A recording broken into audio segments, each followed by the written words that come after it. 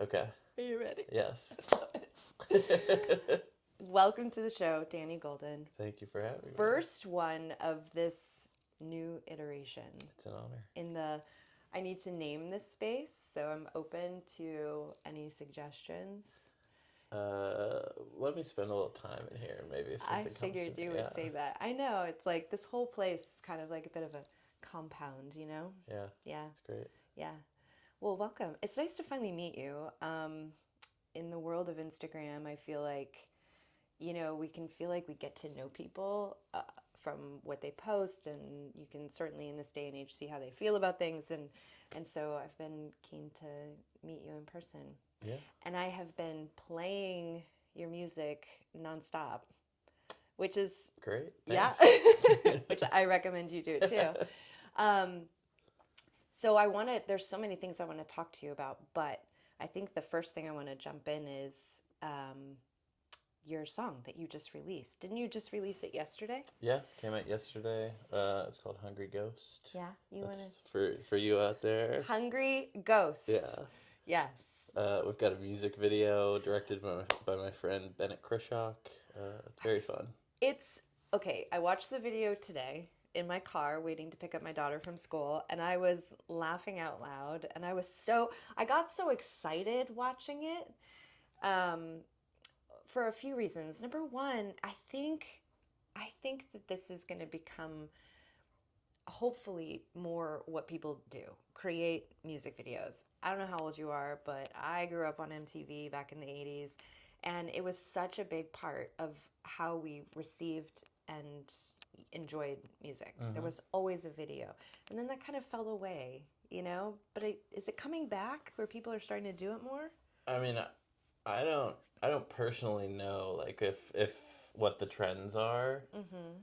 I've always felt like you have to make some sort of like visual video stuff every time you make an album. Mm-hmm. Like whether it's a full music video, I don't know. But like I've found myself in the past making music videos just because I think you're supposed to do that. Mm-hmm. And it's not like I don't have the most like visual imagination. Like my creativity is music. It's lyrics and music. Mm-hmm. I don't I'm not that visual of a person, I think, but in this case, like I loved the idea that Bennett and I came up with for the music video, and so it didn't feel like I have to make a video. This one, like I loved making it. Yeah. Like and I loved the way it turned out. You can tell. Yeah. You can tell. It's fun. It was.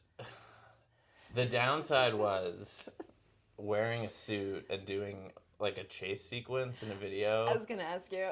I would never ever do this again, and I wouldn't recommend it to anyone. Yeah. In what month did you? Well, it was October, and it had been like in the 60s every morning for 2 weeks, so we thought we were fine. But of course, the morning that we shot, it was like 95 degrees. Yeah. Oh my and you're gosh. just doing wind sprints because they need to get all this coverage. It was really like. Yeah. I mean, I run, like I'm not in too bad a shape, and like that was one of the hardest things I've ever done, just sprinting over and over and over again. It was going to be one of my first questions is like, how many miles did you run shooting? I don't know. I didn't have my phone in my pocket, so I don't get the step count for that. But yeah, it would have been definitely well over 10,000 steps. Yeah, I bet the ghost chasing you had his phone in his pocket because he could. I bet he got the freaking steps. Yeah, I gotta ask him. Isn't that just how it goes? Yeah. Can you talk a little bit about the song? It fits really well just within your sound, because I've just gone down the rabbit hole of pretty much everything that you've put out. And it's so cool to listen how records evolve and to kind of get a feel for what your sound is and what you tend to do. Mm-hmm. It's so freaking catchy. It's a really catchy song. Cool. Like you have, like it really is. I don't know. Like I definitely didn't set out to write something catchy. Like songwriting for me is like this process where some idea arrives, whether it's a lyric or a melody or a guitar riff or I don't know what the first thing is going to be, and then it's just kind of pulling on that thread. Yeah. And this one I pulled on it, and I guess it just happened to turn into catchy stuff. I don't know. It's so catchy. It's like, dang. Oh, thanks. I love it. I love it so much, and it just works so well with that video when you have the audio and the visual. But can you talk about what a hungry ghost is? Well, I think the first time I heard that phrase, I was listening to this podcast. What's the guy's name? Jonathan Faust. Do you know him? Mm-mm. He has a podcast about like mindfulness and meditation, and yeah, he was just talking about this concept of a hungry ghost, which in Buddhism, in Buddhism, it's like a real thing that these things exist, and I think you become a hungry ghost due to your karma, and it's this existence,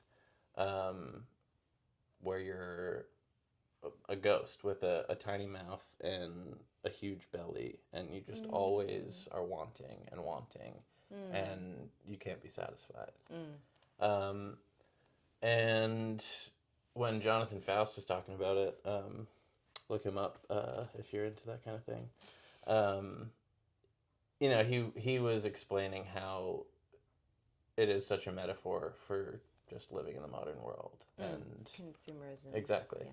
just wanting and you know, like there's a thing Ram Dass says about like have dinner, want ice cream, get ice cream, need water. Like you just always need the next thing, and yeah, I think that image always spoke to me. And then I sat down to write this song.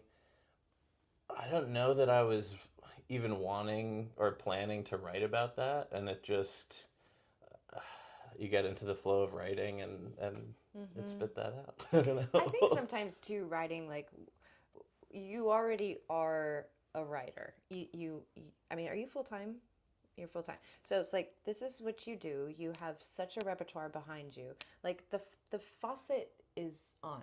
Yeah. You know what I mean? And I think when you live with the faucet on or the receiver's wide open, when something comes, it comes.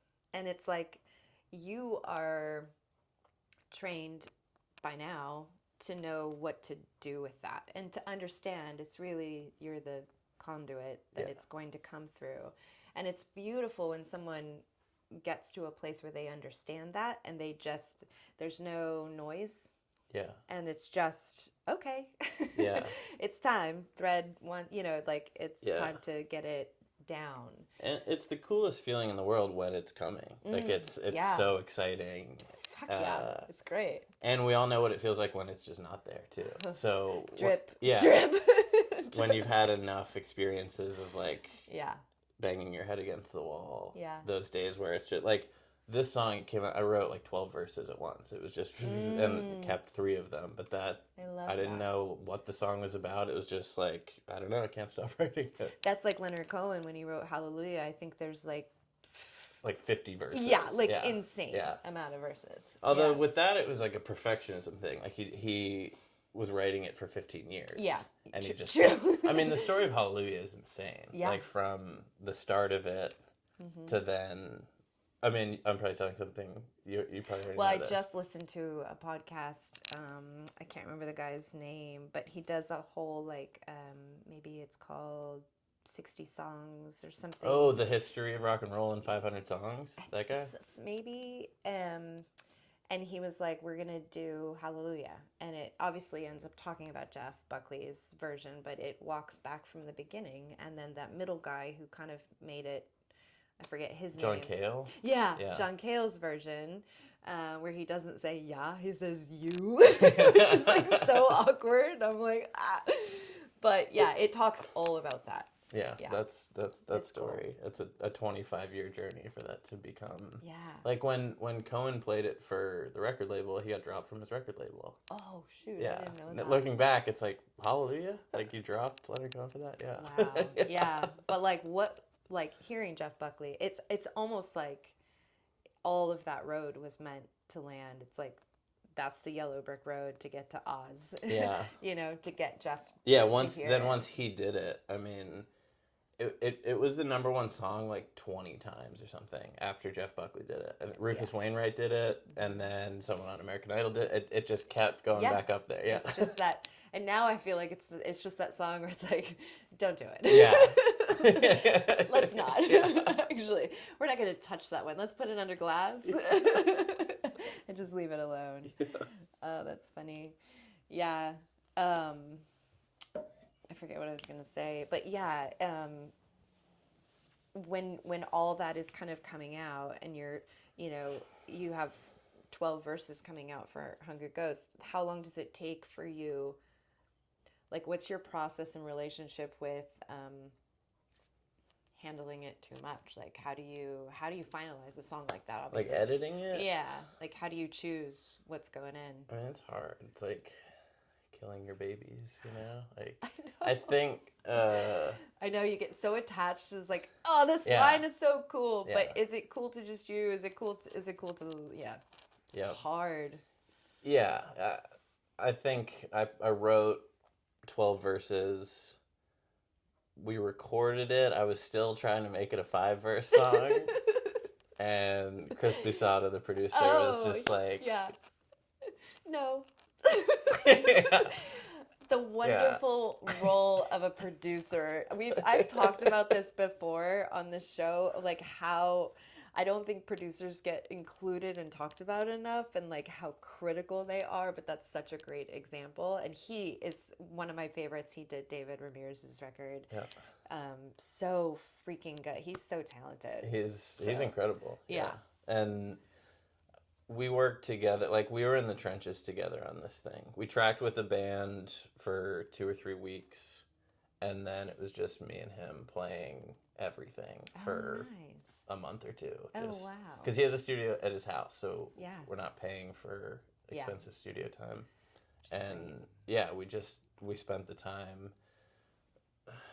Yeah, it was a beautiful, like, 2 months of my life, just going in there every day, coming home, decompressing. Like, I wasn't doing anything else other than playing shows and just living in this record. Wow.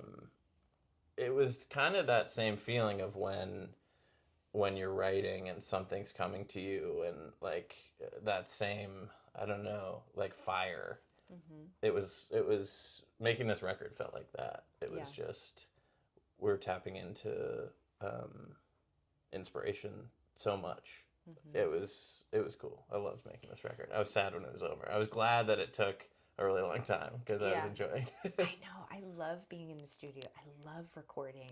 Oftentimes I'm writing literally into the mic. Like, I'm writing as we're recording, and it's like you're lightning in a bottle. Yeah. And there's something about, I'm curious how it is for you, but it's like there's something so, me, not like 6 months ago, I had never sung in front of anybody, didn't even know what my voice sounded like. So I don't have this long relationship with writing. Writing, yes, but singing and recording, I don't. And so there's such a difference for me if we were sitting down here, like, playing guitar, writing a song, which we should do someday, and singing it there versus like going straight into a mic and hearing it with the synth and hearing it like, and just with great sound. And I don't know, it's just, do you prefer one or the other? I know one's obviously easier to do every day. I mean, I used to hate the studio. Like, this was the first time that I had a good time in the studio. Really?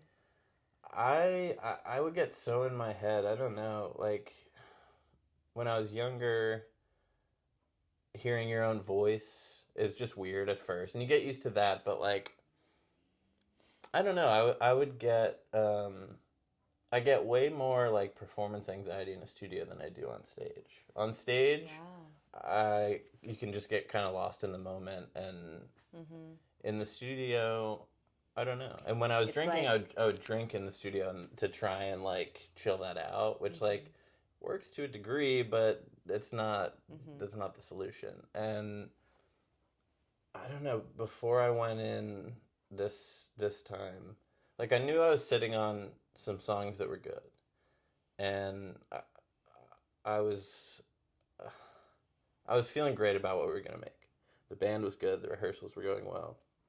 And the night before I was supposed to go into the studio for the first time, I was like spiraling out with perfectionism stuff of like, what if I screw this up? What if I make one wrong choice? And that, you know, that sort of like obsessive perfectionism thinking.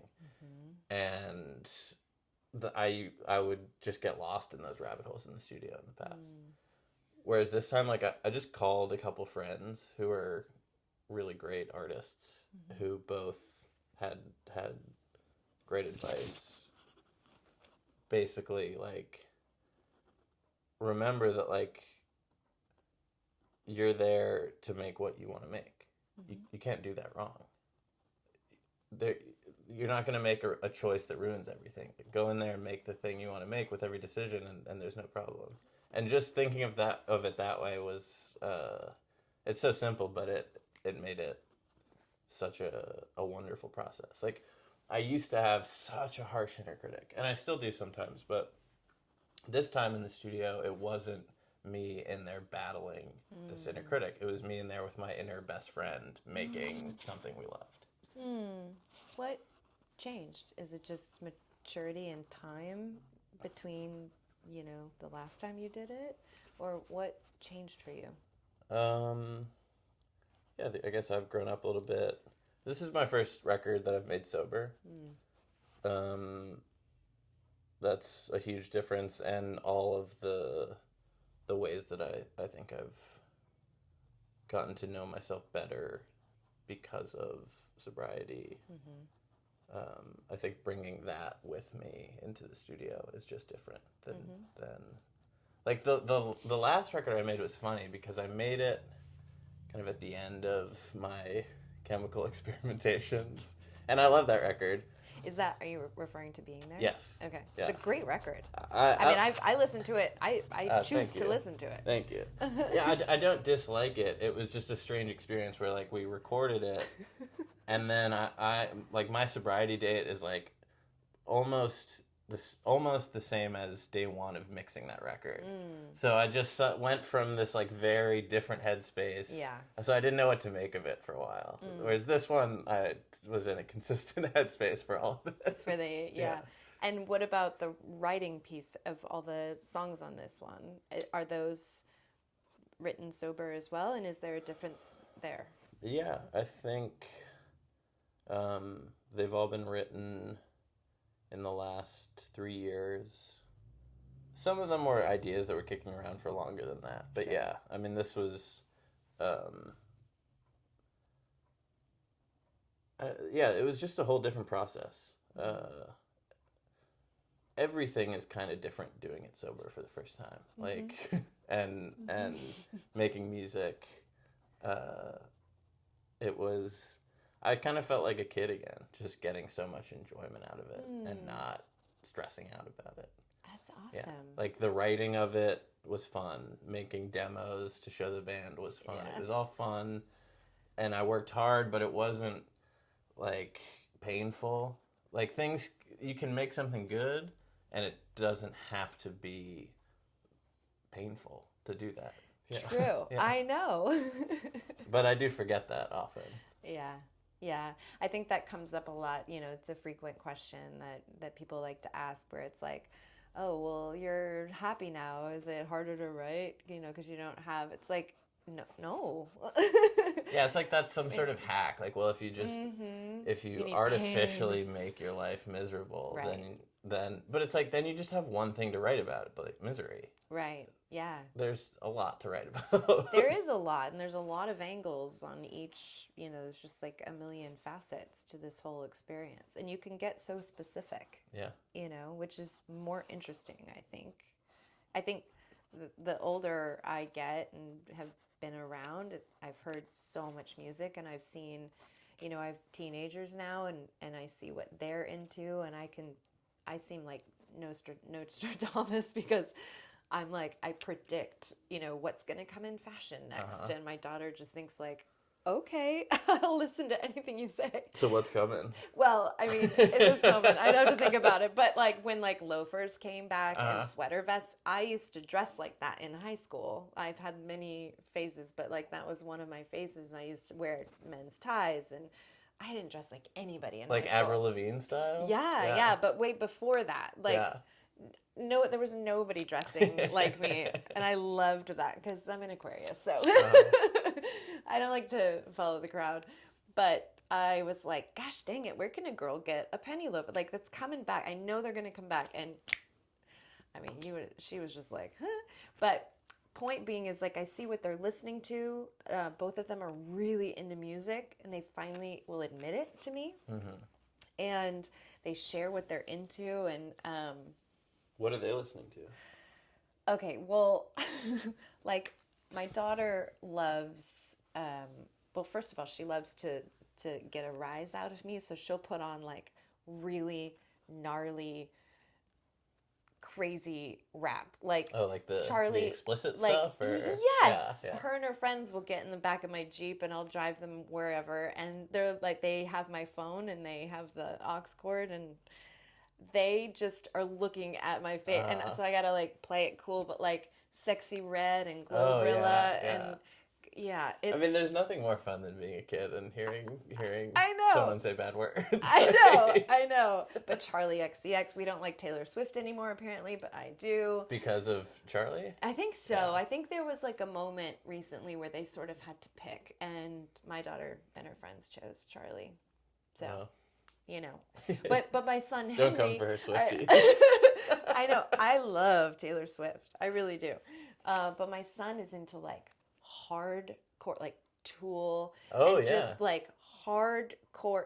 He is the gentlest giant you've ever. Henry is such a Henry. He's like quiet, sweet, and strong, and he just gets in his car and just like bangs. That's beautiful. I love it. I feel like I love it so much. The like metalheads that I've known throughout my life are generally like quiet, docile people. Oh, yeah, because it's like I keep telling him, you know, I mean, he's good. But I'm like, the steam's got to come out of the pot. And I guess maybe that's just how it does. Exactly. He has his car that he cherishes and takes great care of, and he loves to go for drives. He's old school. Oh yeah. For Christmas, I bought him some dice, some fuzzy dice. Like mirrored. Yes! and he loves them, and he hung them immediately. It was the first thing he went out and did after we were done opening presents. He's like, I'm going to go hang my dice. Wow. I'm like, I freaking knew it. I knew he would like it, because he's like a little old man who listens to like hardcore rock. Or whatever you call that music. I don't know. I wouldn't even. Is Tool like? Is that rock?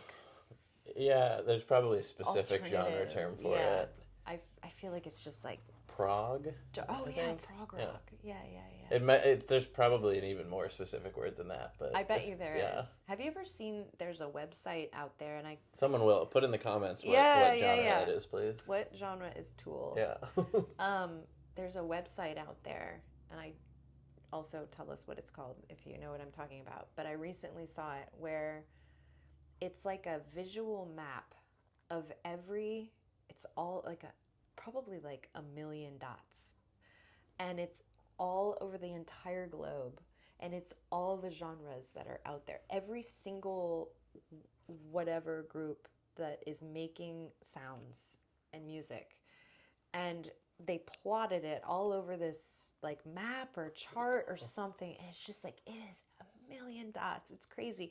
And it's just, there's not like 5 genres of music. There's 1 million. Yeah. And that's exciting to me, Yeah, like, I mean, it's infinite. Whatever sound you want to make, like, yeah, you can call it something new if you want. I know. Like, it makes me think of like how we have these big, beautiful brains, and we're only using like 10% of them. It's like, that's what's possible. Is that true? Like, I've heard that before. I don't know. But I don't know how it would make sense. I hope I use more than 10%. It feels like it seems like there's a lot going on up there. I mean, there's a lot going on in here.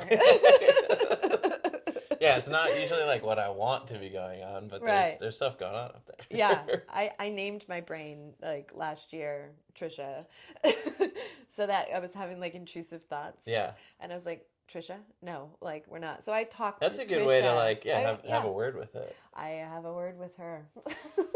Trisha and I have a meeting almost every day. Yeah. We are not going there, Trisha. So name your brains. It's fine.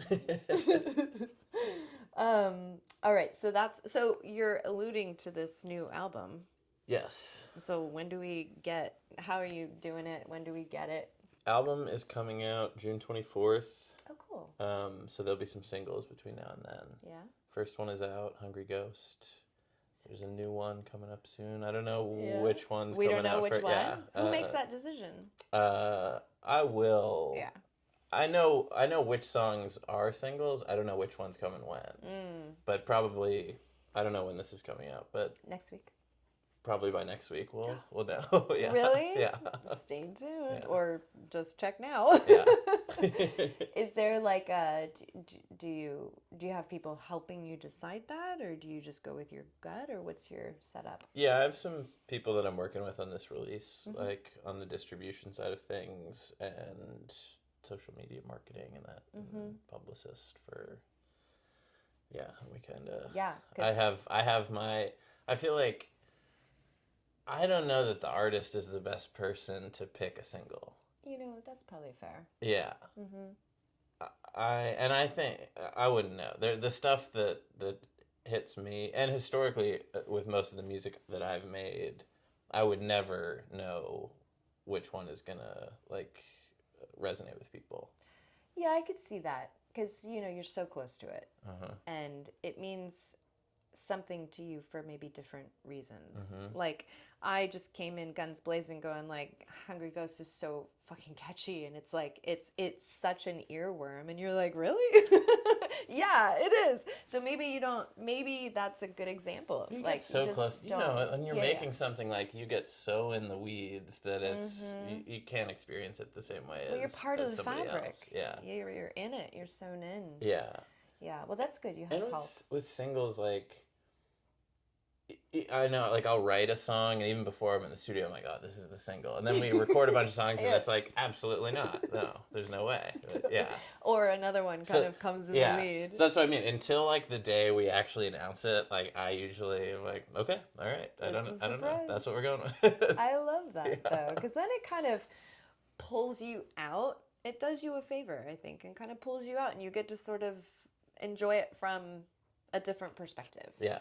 Yeah, if you can have thick enough skin to like hear other people's feedback, like it is a weird time before you've released something to start getting feedback. It's I know. You know what I mean? Yeah. Well, I've sent things to people that I've recorded and they're demos, like and it's like kind of cringy, and it's like, okay, I know I'm out of tune right there. It's a fucking demo, Yeah. But then like, and so far everyone's been really great, and I don't think they're blowing sunshine, but it is kind of nerve-wracking. And I would imagine after it's locked and loaded, yeah, there's like a little period of time where you're like, don't tell me anything. Exactly. That like it's all done. We're not going to go back and fix anything. The studio door closed. Like we're locked and loaded. Yeah. I mean, yeah.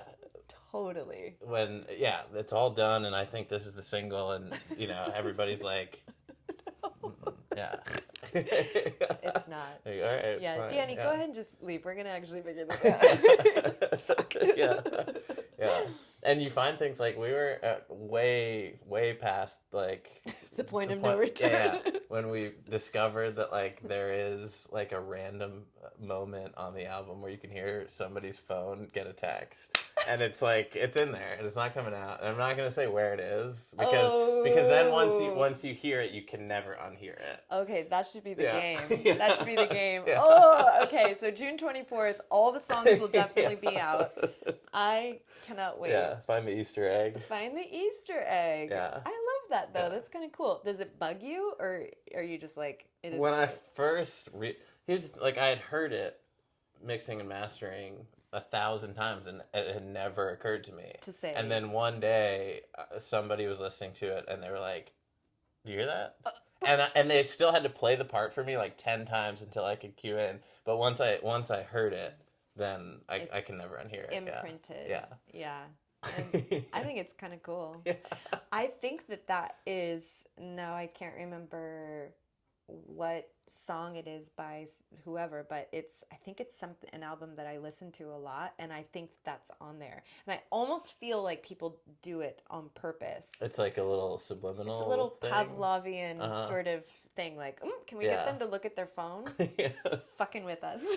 I thought about taking that angle with this. Yeah. Just I'll own tell it people and I be meant like, to, but yeah. I absolutely did not, and I don't know how that happened. Accidente. Whoever's phone that is fired. No. Yeah, we'll never know. We'll never know. Yeah. That's too funny. Okay, so new single, or a second single, is going to come out by the time we're seeing this, hopefully. I think. It's a mystery. I mean, we think. And then what, like, the music business being what it is, that says it all, ladies and gentlemen, and that's the show. I mean, what's, like, this might be a bigger question, but, like, beside making the music and writing and you know, now loving being in the recording studio and enjoying that process and being, you know, present for that the way you want to be, like, what's the reward for all of this for you? The reward? Yeah, like what's like, where's the moment, like, releasing music and streaming music, and it seems to be like such a struggle, or it seems so tainted, I guess, you know? Like, where's the good stuff? Where are you finding, like, what's well, it is. It's getting to good? make it is Yeah, the reward. that's like that same feeling I was talking about earlier, like when the writing, when it's happening, or when being in the studio and it's the magic is like that feeling to me is the reward, and getting to continue doing that is really, I think that's what being an artist is to me. It's like creation. If you get rewarded in other ways, that's awesome. But just being able to keep doing it and getting that specific wonderful feeling of making art. Yeah. Or being on stage, like, with the band and feeling that magic too, which is with an audience. Yes. And having that kind of interpersonal connection and experience while you're doing what you do. I think I've always loved. Like the studio. I didn't go into a studio until I was like I'd played in bands growing up in high school and college, and we played tons and tons of shows. That was music. I'd never thought about a recording studio. And so it was just such a weird thing to go from, like, I only know playing shows live to, like, this other thing. That I think that my favorite thing about being a musician is playing with an audience. I don't love, like, I don't like the spotlight. I don't I don't. You're not, like, 100% extroverted. No, and, like, no. You know, like, fulfilled by other people's, consuming other people's energies. No. Like, I don't like feeling like everybody's eyes are on me. But I like being on stage to, like, if I can do my thing well, then we all get to go to this place together. And that's what I like. But it's not the, like, oh, everybody's here and I'm going to milk this and cherish every moment of it. It's just like, okay, maybe we can do this thing together, and I can try and lock in and do the thing that I've been practicing my whole life. And if we do it right, we'll be graced with that feeling. Like, that's what I love. Yeah, like, if everyone slips into alignment with, like, their gifts and their passions and why they're here, and, like, the highest vibration of, like, of what they're doing. I feel like if everyone slips into that alignment, that's the world we need. Yeah. Yes. Like, discover your gift and give it away. Yeah. Like, I always say to my kids too, like, gifts and passion, that intersection, put your butt right on it and sit there and build your life there. Yeah.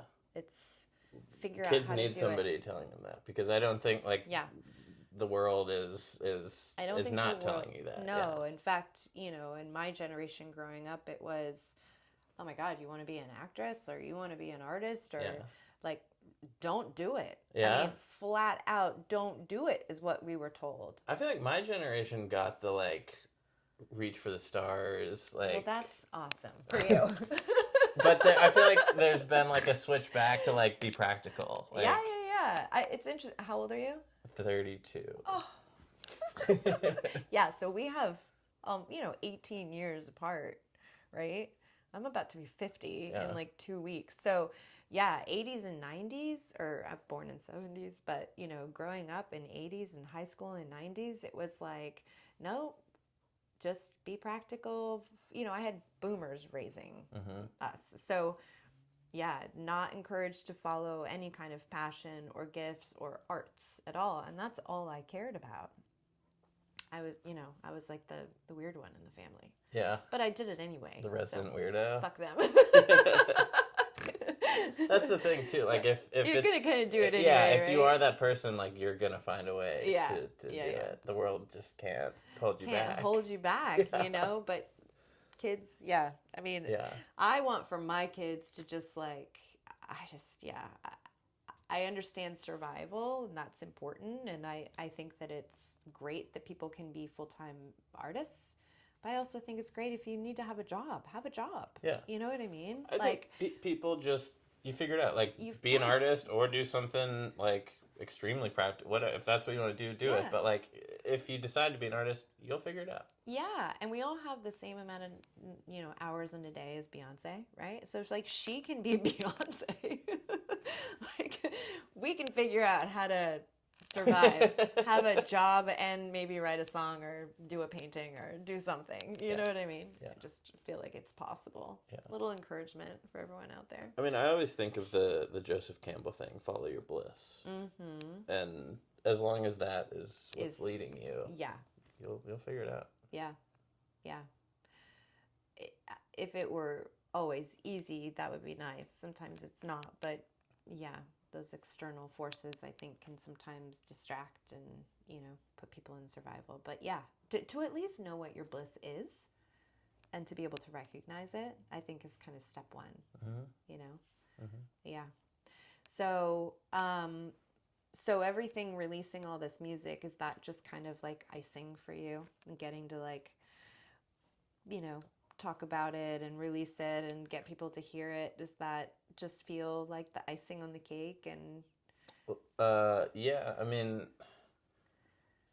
I've been sitting on this album for longer than I wanted to. Just post-production took a while, so like I've been eager to get it out, and I feel so proud of how it sounds, like just what this album is, what I'm writing about. Like it's a product of a lot of like hard life lessons. And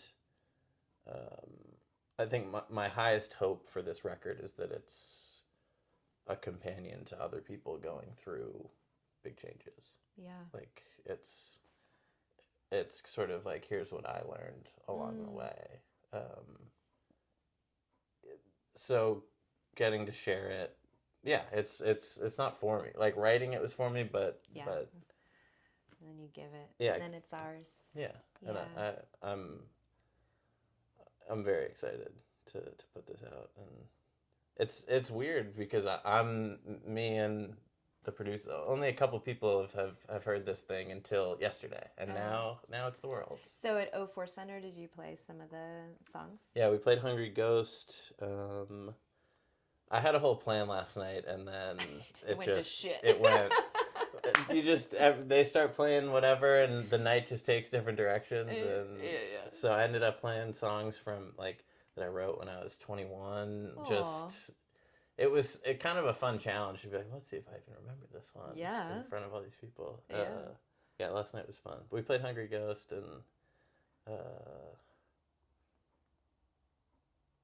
Soul Blur.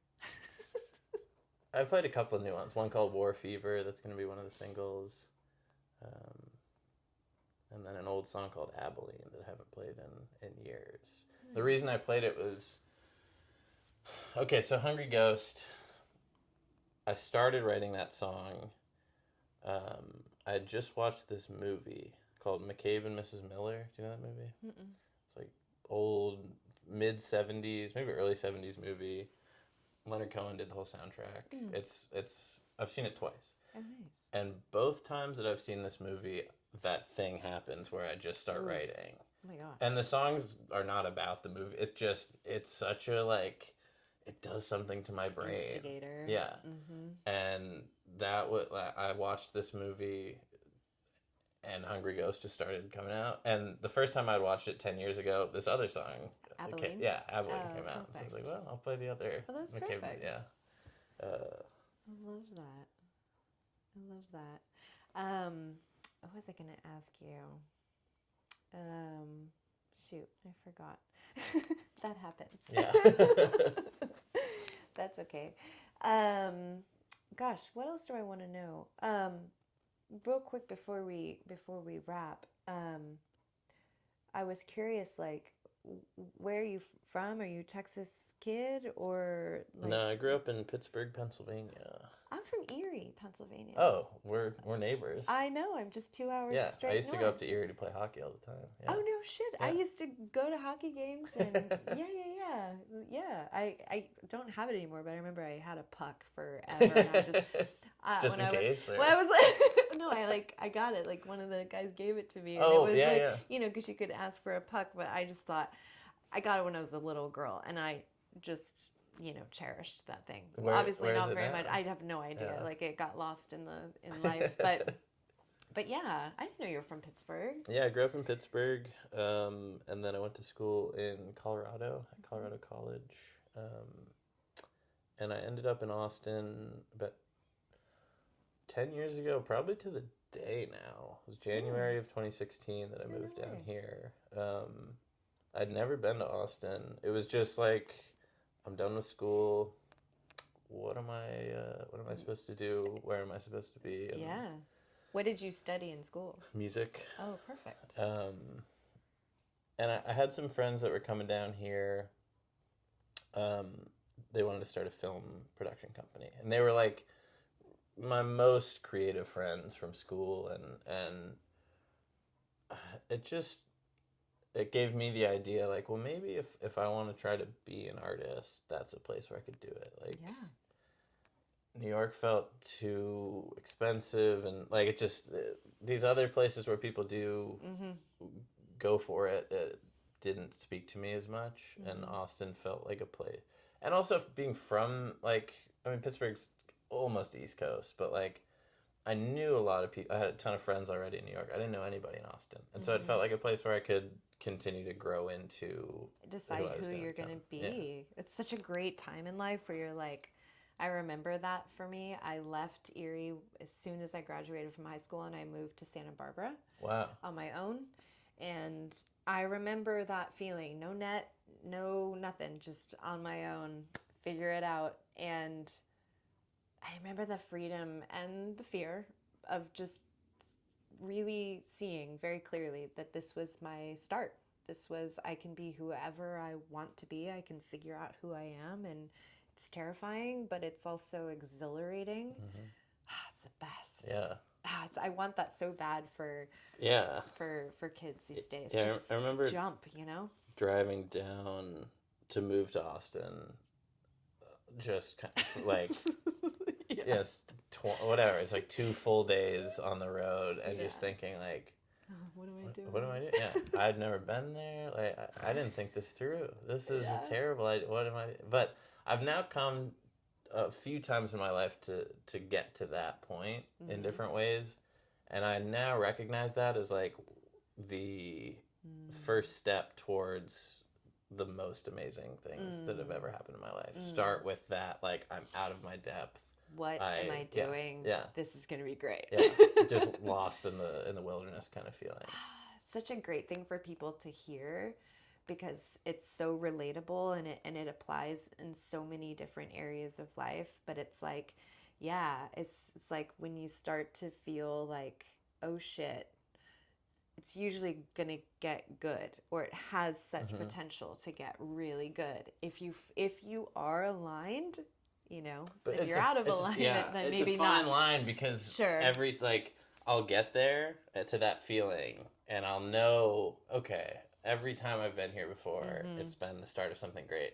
But what if this is the time? It's not. I'm due. Yeah. And that's always how it feels. And there's actually a song on this record specifically about that feeling. Oh, that's awesome. Called "If You're Looking for a Sign, This Is It." Well, awesome. Yeah. I'm so excited. Me too. I really want to hear this record. Has your last thing we'll kind of end with, what generally, is there a huge difference between, like, I know being there, that record feels like it was very different for lots of reasons that you talked about, but like, how have you evolved in what you want to say? You alluded to that this new record, what's it called? It's called The Big Blue. The Big Blue. It's awesome. Is there something like I hate to say a theme because I hate that question, but is there an overarching sort of statement that you're trying to say? No, I don't have a statement. No. Like, I don't have a... Yeah. But I think it's a product of letting go of a lot of things. Mm-hmm. Whether it was getting sober and alcohol and drugs, or people, like I had lost some close friends kind of right at the same time as that was life, sometimes it just all at once the wheels fall off. Totally. And heartbreak, letting go of people, letting go of all these things, like, and I kept learning, whether I wanted to or not, how to surrender to that. Surrender. Yes. And so I think this record is about, like, for me, what's on the other side of that, like the most beautiful thing. Freedom. Yeah, it's counterintuitive, that surrender. I know this very well in my own life. Just this surrender is hard. It can be really, really hard. But my experience is, once I did, it was the key to freedom and peace. Yeah. It's very, very peaceful when you surrender. Yeah. It's glorious, actually. Yes. It's like, it's counter. You do everything to fight these things, like 100%. And as soon as you let go, maybe not as soon as you do, but soon after you let go, yeah, life. I don't know. It changes, and for me, in ways that I just couldn't have imagined. Yeah. But now I can't imagine my life not going these ways. Yeah. Well, good. I'm so glad you landed there. Me too. And I'm so glad you recorded an album that we can think about that, while we're, I just love listening to an album. I love listening start to finish to something that someone so intentionally put together, and, in that order, and letting it be mine, and letting it bring up, it doesn't take much to bring something up in the mind. It doesn't, one little turn of phrase, or one little, cool chord change or progression, and it's just like, for me, it's such an instigator for really thinking about what I have going on. And so I'm so thankful that you did this, and I'm thankful that it is such a, like, you could have not gotten sober, you could have not made changes that made this album really different. You could have just sort of done the same old thing, which would have been fine, right? Maybe. But you did something which sounds like is a real turn, and that's interesting. So yeah, I can't wait to hear it. Yeah, I can't wait for it to be heard. And yeah, like, it is put together, like, there's a story to it. Like, the order, it is like a true album. I love that. And like the good old days. Hungry Ghost is track 1, and Good. that's kind of where it all starts. To me, like, the story within that song, the most simple story is just like, something's not right. Right. And I Alarm don't know bells. what it is, but I'm willing to figure out something needs to change, and I intend to find what it is. Yeah. And the rest of the album is sort of going on that journey. Come on, June 24th. Oh, thank you so much for coming on. Thank you. So nice to finally get to meet you in person and too. see this guy that's been playing all this good music. What's the best way that people can support you and find you? I know on Instagram you were at Danny Golden Tune. Yep, Instagram, Spotify, Danny Golden, YouTube. Yeah, Danny 'cause Golden, you I gotta think, see the video that's attached to Hungry Ghost. It's so good. It's so Maybe good. we can link it. Maybe it'll be down there. Yeah, maybe somewhere it'll be for down you. there. Yeah. We'll figure. I have people to help me. We'll have our figure it people out. get to it. I'll have his people tell me because I don't have any people. It's a one-woman show, Danny. Awesome. Thank you so much for stopping by. Thank you. Yeah. All right. We will see you next time. Bye.